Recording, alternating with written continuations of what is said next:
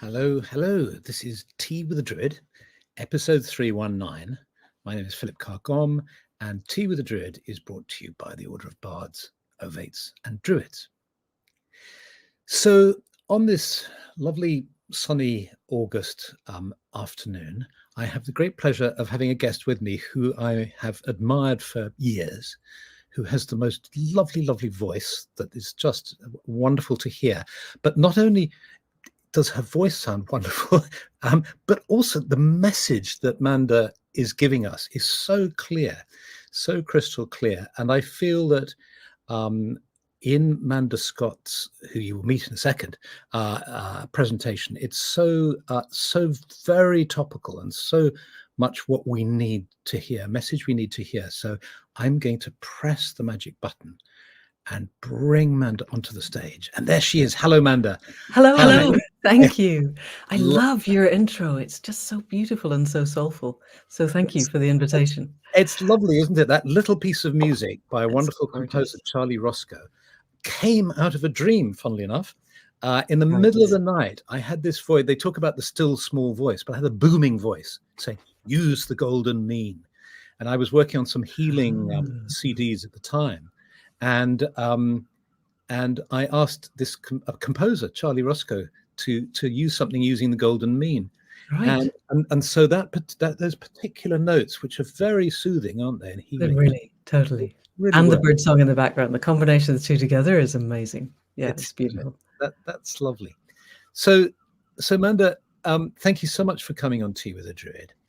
And as I said in the introduction, I've admired your work from a distance for a long time.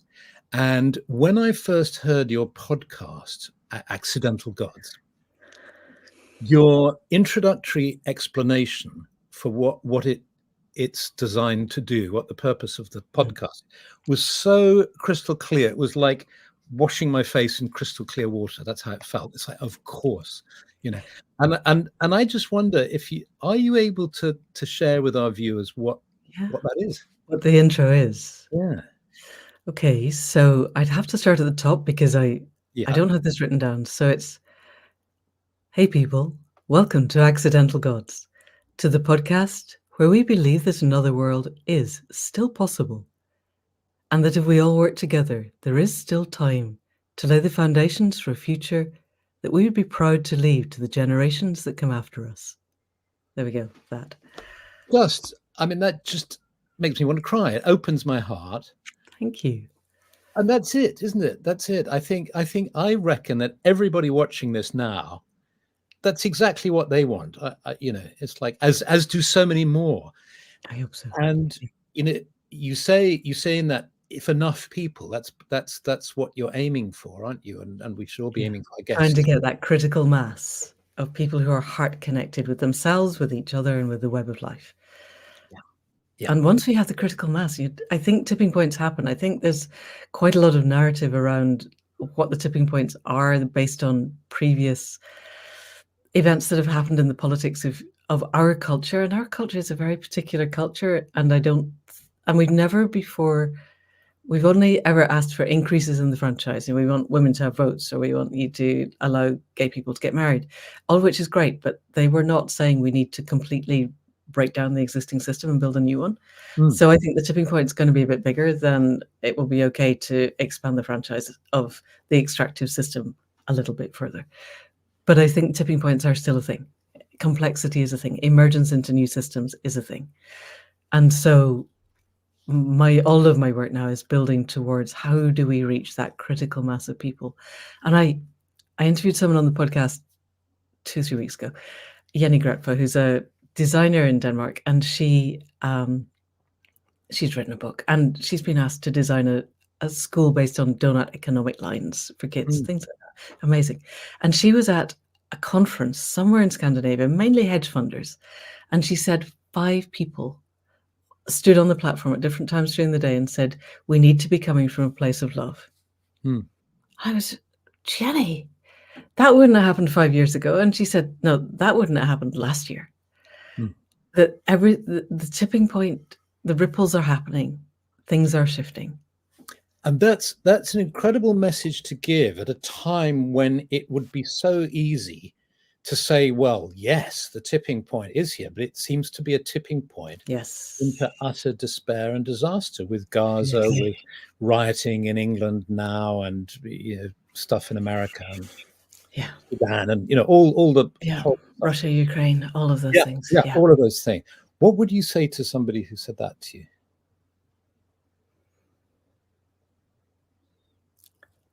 That all of these things are happening. It depends who I'm talking to be honest, Philip. I'm talking to you. And so what I'd say to you is, I think there has for a very long time been what we might call something in the global human psyche, or the psyche of our culture. Francis Weller has a differentiation between the initiation culture and the trauma culture. And the initiation culture is how we grew and what you and I are trying to build, where we know ourselves connected to the greater web of life. And the trauma culture is traumatized because that connection, that inherent felt sense connection, has been severed. And in the human psyche of that culture is something that feeds on distress and despair and terror and pain and all of the things that assail us. And it's quite happy there. I think when we deal with these things in healings, we know that they're basically very wounded entities that are not in the right place, and that we offer enough compassion, they can move towards a compassionate space. But it is there, and it's feeding, and it's being fed a lot. But balancing that is something that is genuinely connected to the heart mind of the universe and the web of life. And the web of life is a complex, hyper complex, emergent process of which we are an integral part.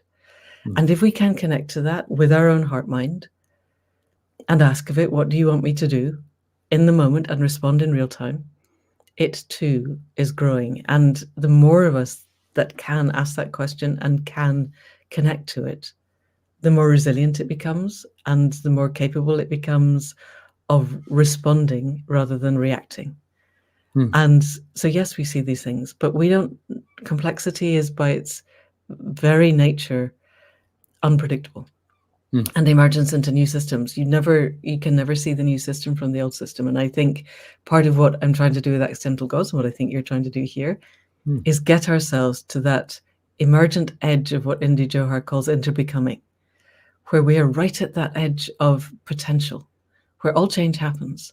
And when the emergence into the new system happens, we won't know it's happened until we're looking back. But a long time ago, Ilya Prigogine, decades ago, not millennia, said, when any system reaches maximal complexity, it has two paths. It can either crash into extinction, or it can emerge into a new system. And I would say we are pretty close to maximal complexity. And so our job, anyone listening, I think our job is to be heart connected to the web, offer ourselves as self-aware nodes on the web of life in service to life, and see what happens. Yeah. That's so clear. Thank you so much. That's beautifully put and so well expressed. And yeah, I feel I want to sort of sit with that and let that settle. Let's let that settle. Thank you. Okay. Bless. I brought my tea. We could just sit and tea for a moment or two, have tea with our druids.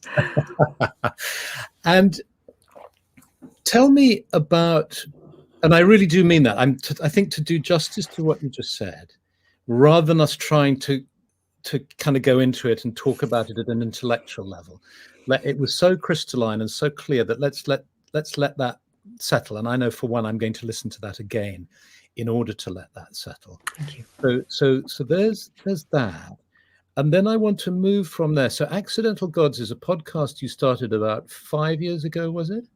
It'll be 5 years this coming winter solstice, yeah. Yeah, where you're looking at topics around this area, and it grew out of. Did your shamanic training that you offer? Did it grow out of the podcast, or did the podcast grow out?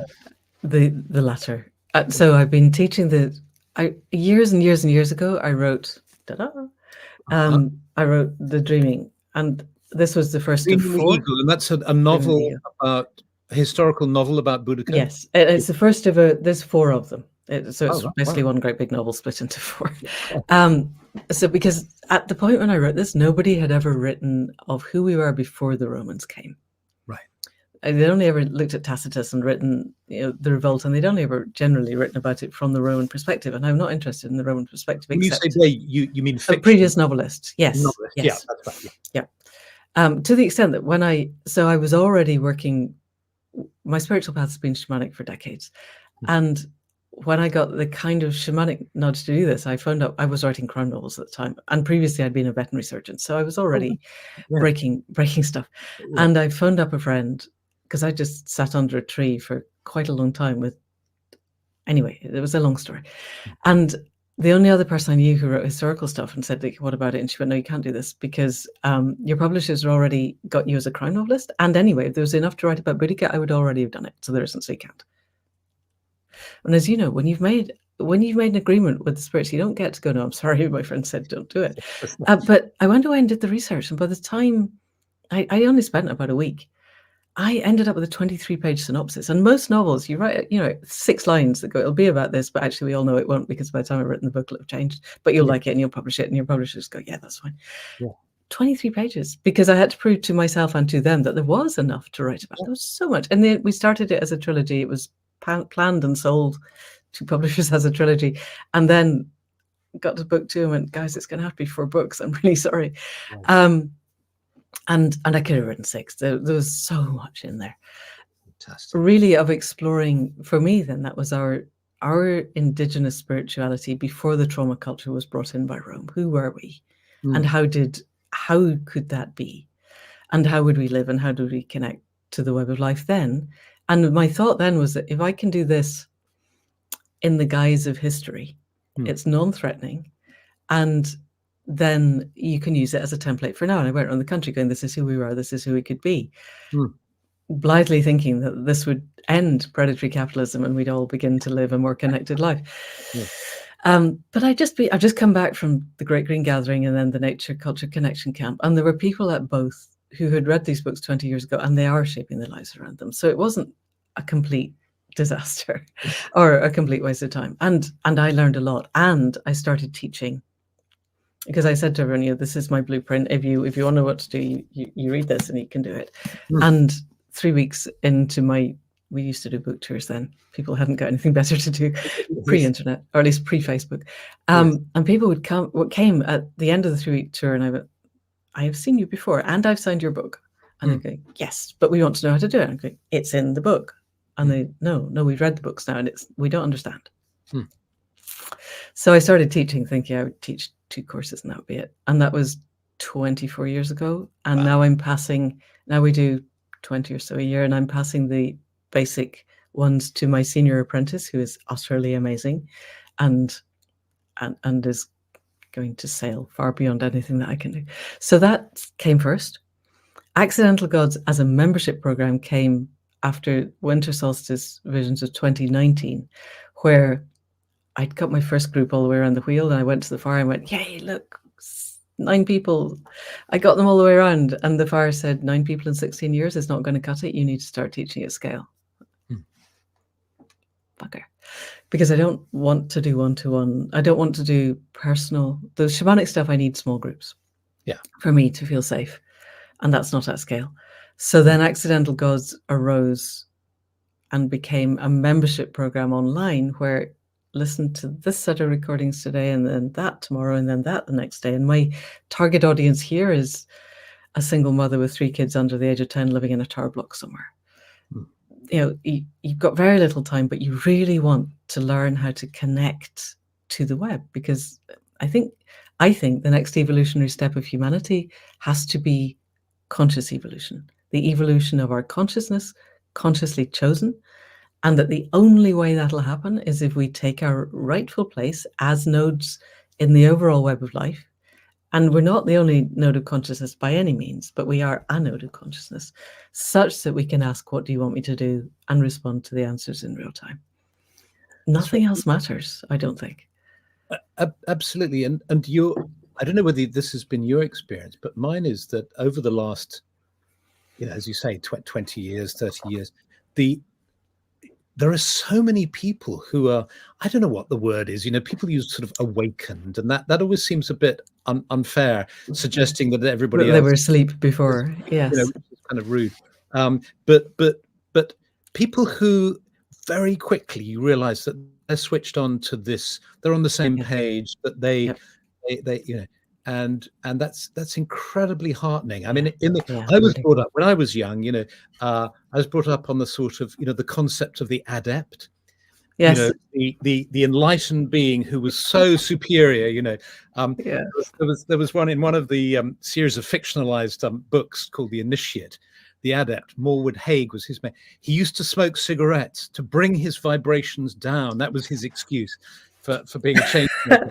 Far enough to be able to talk to ordinary mortals. To be able to talk to ordinary mortals, he had to reduce the level of his frequency, by having players, number 6 or whatever it is.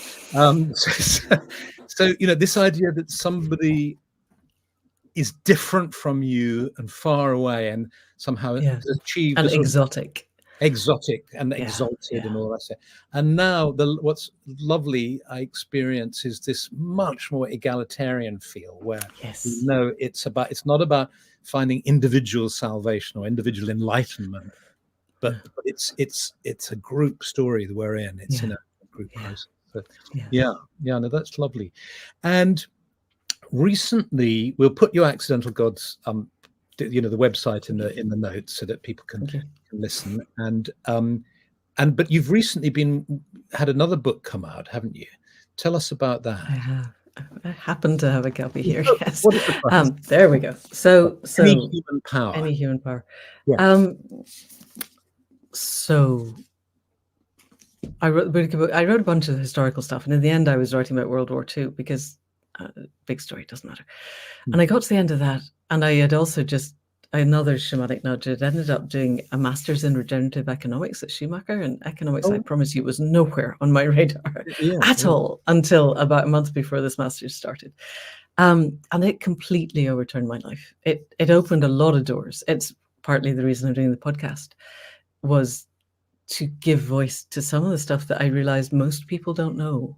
And because we have all the answers, I think that's one of the keys that I really want to get across to the podcast is people are doing the stuff that we need to do. It's just joining all those dots. And the joining of those dots, I realized, another shamanic event, but we haven't got time. But I got an instructor to go and sit on the hill, went to sat on the hill, and what came was the start of this.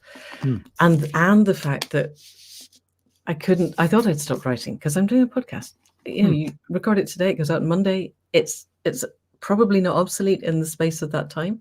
I started writing Any Human Power on the 9th of August 2021. It was published on the 30th of May 2024. I have the resources pages on my website so that I can regularly update it, because if I put it in the book, it would have been obsolete at the point of publication. However, what came on the hill was the real need to weave a story that made sense of everything that I was gathering in the podcast. Because most people with the best will in the world are not going to sit down and read Kate Raworth and Jason Hickel and all of the others and build a narrative out of that. And so what I got was that we needed to have things that were anchored now, that dystopias, please, if you're a writer and you're listening, never write another dystopia. The world does not need to see how bad things could be if we get it wrong. And we don't need the energy of that. Exactly. The amount of such a waste. Writing is such a waste. It's a bit, I wanted to, sometime I was talking about crime. Why is there so much crime? It's like every other drama on the television is a murder. Because I know. Yes, I used to be a member of the Crime Rights Association because that's why I started writing. Partly it's easy. And it gives you a natural structure. I mean, we used to sit in panels and spend hours talking about why do people do this. And there's lots of answers, but we don't even need things that are predicated on the existing system anymore. They are just propaganda for business as usual, and business as usual has to stop. We can't keep going with this. But then utopias are not any more useful because there's always at least a jump cut from where we are to this wonderful, amazing unicorns tripping through the bluebells that we could get to, or they're on another planet. Ursula Le Guin is one of my total heroes, and she wrote amazing utopias, but they They are literally on another planet. Yeah. And so we need what Rupert Reed, he coined the term, calls through-topias that start exactly here and walk us through on a path that feels like we could do it. Two, something that is at least opening the doors to a future that we would be proud to leave to the generations that come after us. I want to look in the eyes of 7 generations down the line when I do the journeys, look them in the eye and go, guys, did we do it? And have them look back at us and go, yes, you did. Yeah, you left it way too late. You made a whole bunch of mistakes along the way. But when it really mattered, you coalesced around a shared set of values that were different to the extractive values of the trauma culture. Yeah. We were not born just to pay bills and then die. And we all know this at some level. But that's what our system is giving us. Yeah. And we need a new system. Fantastic. And is that, when you talk about the Through-topia, is your book then a Through-topia? It is. We're calling it, it's a Through-topian thriller. Yes, it's set in 2023 because I kept wanting to update it and we had to cut at some point. And it's a political thriller, and it's got a thriller arc, but it ends on the night after a general election. But, and this is not a spoiler, the vision that I had up the hill was somebody of about my age, lying on a bed, 15-year-old grandson at her side, and he's saying, when you come home, can we go up the hill and watch the crows go to bed? Because that's what I'd been doing, sitting up the hill. And she says, no, I'm not coming home. You know this. I am dying. There is no coming home from this. We've talked about this. And in the course of the ensuing conversation, he says, you're the only one that gets me. I do not want to live in a world with you not in it. And she realizes he's serious. And she says, okay, I don't know what comes next, but if you really need me and you call, if it's at all possible, I promise I will come. And she and he and we see the gods pause in their labors and go, okay, that's a promise. You are held to that. And then she dies. And the whole of the rest of the book is told from her perspective, caught in the between, which you will know, between the lands of life and the lands of death. And her primary guide is a crow. Okay, my camera's all right. And then she's taught how to go into the void and do the work to split the timelines, to see all the futures in which he does kill himself. But with the implication that if you're there, you may take agency and create another future that doesn't exist yet.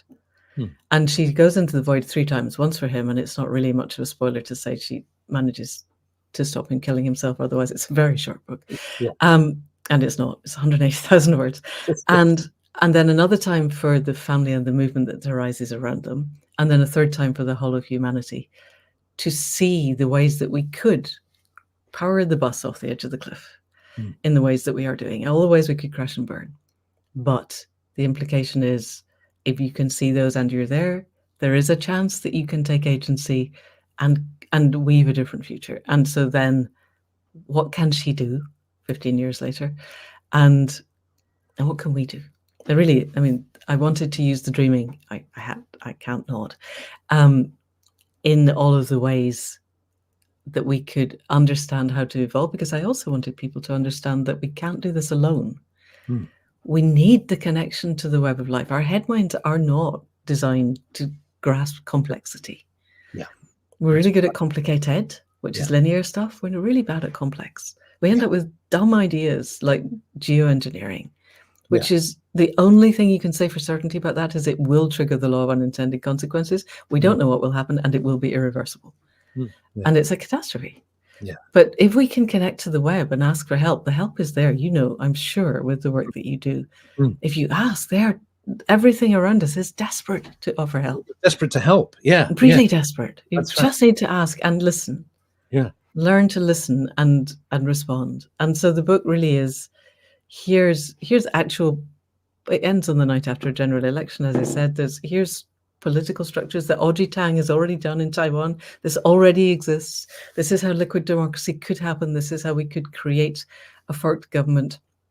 These are ways that we could begin to take agency legally and peacefully. I think peaceful is absolutely essential. The new paradigm cannot be built on the values of the old paradigm of power over. It has to be power with. And it has to be built on trust. And so all of these are quite big social questions, but at the core is the help is there if you ask for it. Fantastic. That sounds just wonderful. That sounds just wonderful. I hope it's made into a film or a TV Oh, I series. would love that. If anybody's watching can make that Yes, happen. yes, yes. Yeah, that would get it to more people for sure. Yeah, Yeah. yeah, Yeah. absolutely. Manda, I know we could talk for a long time because these subjects are vital. They're the most important subject I think that anyone can tackle, essentially. Yes. Yes. And Tea with the Druid is designed to be short and sweet, though.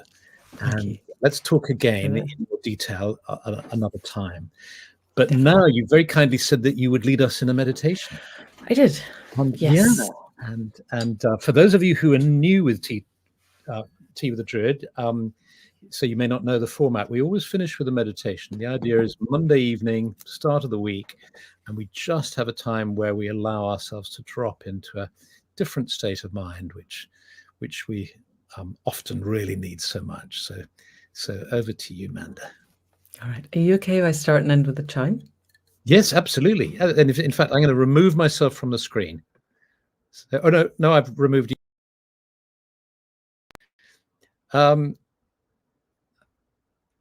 Let me try to get.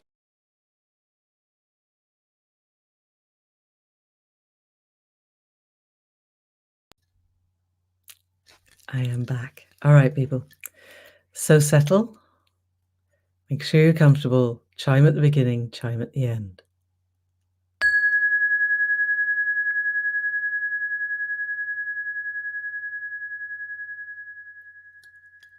So bring yourselves fully into your physical body. Really feel your seat on the chair. If you have your feet flat on the floor, really have a sense of the earth beneath you. Send roots down from wherever you are contacting the floor and then the ground. Send roots down into the living topsoil. And then from there, down into the subsoil, down through the rock layers of the earth, far, far deep beneath us, down into the magma layers of molten rock, and down into the white, hot, molten metal at the heart of the earth. Have a sense of rooting, connecting your heart to the heart of the earth, and then send a cord up from the crown of your head to the heights of the sky so that you connect the heart of the earth through your heart to the heart mind of the universe, and the heart mind of the universe through your heart to the heart of the earth. Part of what humanity is for is to be the living, aware connection between the earth and the sky and the earth. And then with that awareness, bring your sense of self to the edge place where your skin meets the air and the air meets your skin. Really attend to all of the uncovered places, your face and your hands, maybe your legs and your feet. If there's a breeze around you, feel the air move. Even if the air is still, feel the temperature change at this edge place where the physicality of yourself ends and the rest of the all that is begins, knowing that your awareness of self can extend beyond it. And then when you have that, bring all of your attention to that small patch of skin where the base of your nose meets your upper lip, so that when you breathe in through your nose, you can feel the air move. It's very subtle. You need to really put attention on this place. So do that for 3 full breath cycles, all the way in and all the way out.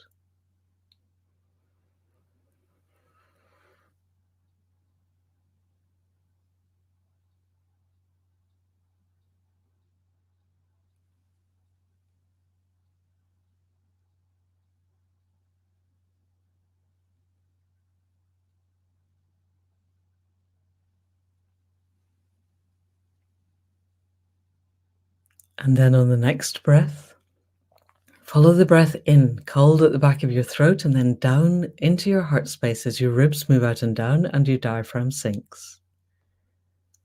Bring your awareness down with it, down into your heart space.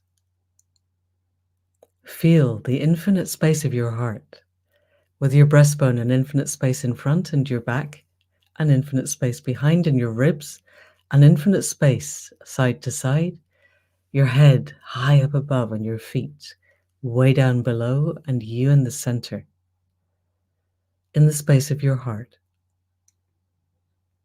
And then like this, with our bodies grounded and boundaried and breathing, bring your imaginal self, your dream self, up and out with me. And all of us together are going back through time and through space, leaving behind the time of technology, and then leaving behind the time of industry, and then leaving behind the time of agriculture, and then leaving behind the time of foraging and hunting, until we come to a primordial landscape in the time before the people were here. And we are all gathered in a circle around a fire. And we sit in our circle around this fire that we have built. And behind you is a pile of sticks gathered from this land. And you can reach back and select one and lean forward and put it onto the fire. Watch it light, watch the fire grow. And you can look into the heart of this fire in this time before the people were here, and connect the fire of your own heart to the fire in front of us. Breathe in the heat, smell the smoke, see the sparks dancing up to the sky. And if this fire, this light, this heat, this spark of new beginnings, in the time before the people were here, if it were to give you one word of wisdom, or one thought, or one idea, as a gift to carry you through, let your heart-mind be open now to whatever arises, as a spark, as a gift.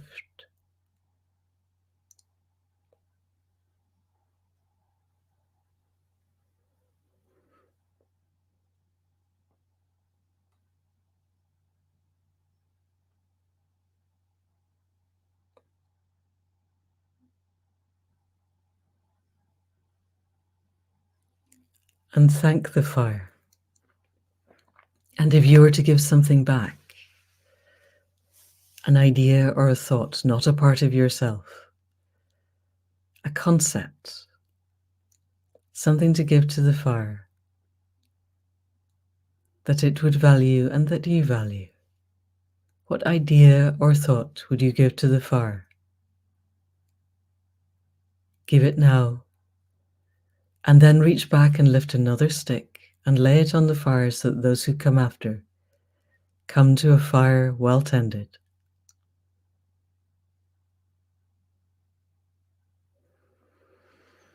And then we rise and we thank the fire.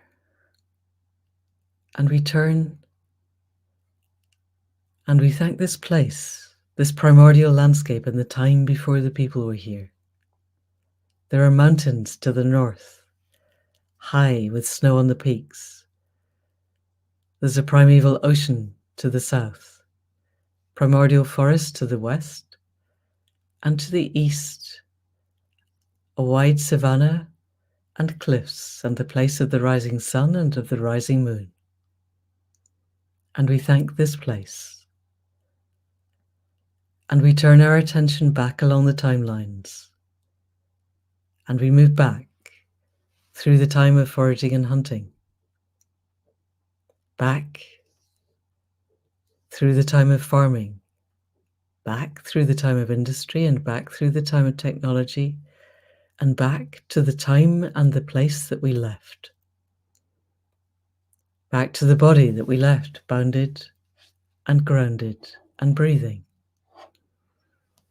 And we take in a breath. And we bring our attention to that edge place where our skin meets the air and the air meets our skin.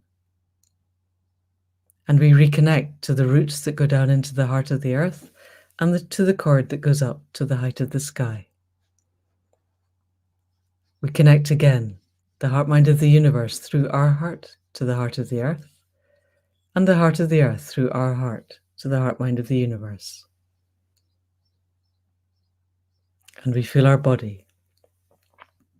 And we roll our shoulders, move our fingers, move our toes. And with a very soft gaze, and very slowly and very gently, open our eyes and look around us to anchor ourselves back in this time and this place, bringing with us the gift of the primordial fire.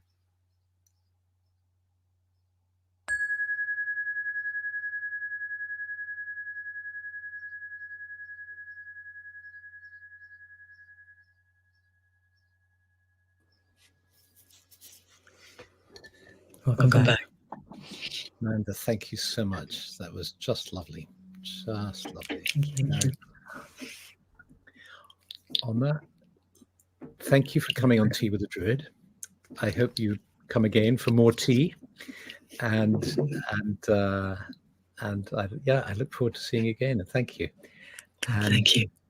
Goodbye, everyone. Have a lovely week. Many blessings. Much love to you. And next week, Tea with the Druid will be with Galahad Clark. So on that note, I'll leave you and say goodbye. Thank you, everybody. Have a good day.